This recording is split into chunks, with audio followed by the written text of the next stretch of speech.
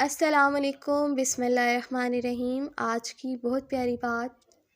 میں نے پوچھا اعظم چچا کل میرے گھر میں افطاری ہے، قریباً 50 احباب افطار کے لیے ہوں گے، مجھے پکوڑے چاہیے، آپ کو ایڈوانس کتنے پیسے دے جاؤں؟ چچا جی نے میری طرف دیکھا اور سوالیہ نظروں سے مسکرائے، کتنے پیسے دے سکتے ہو؟ مجھے ایسا لگا جیسے چچا جی نے میری توہین کی ہے۔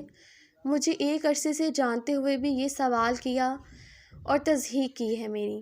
میں نے اصل قیمت سے زیادہ پیسے نکالے اور چچا جی کے سامنے رکھ دیے۔ چچا جی نے پیسے اٹھائے اور مجھے دیتے ہوئے بولے، وہ سامنے سڑک کے اس پار اس بوڑھی عورت کو دے دو، کل آ کر اپنے سموسے پکوڑے لے جانا۔ میری پریشانی تم نے حل کر دی۔ افطاری کا وقت قریب تھا اور میرے پاس اتنے پیسے جمع نہیں ہو رہے تھے کہ اسے دے سکتا۔ اب بیچاری چند دن سحری اور افطاری کی فکر سے آزاد ہو جائے گی۔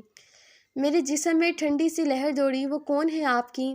میرے منہ سے بے اختیار سوال نکلا۔ چچا جی تب گئے، وہ میری ماں ہے، میری بیٹی ہے اور بہن ہے۔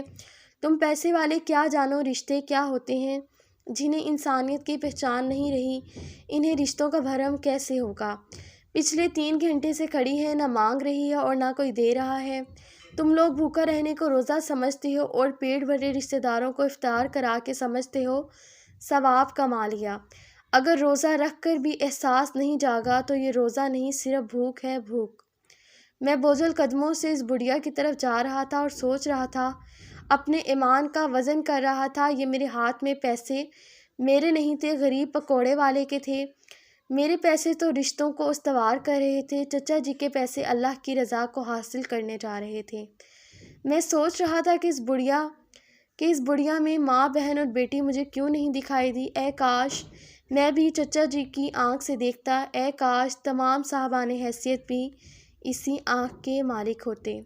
اگر آپ لوگوں کو ویڈیو اچھی لگی ہو، لائک، سبسکرائب، شیئر لازمی کیجیے گا۔ خیال رکھیے گا۔ اللہ حافظ۔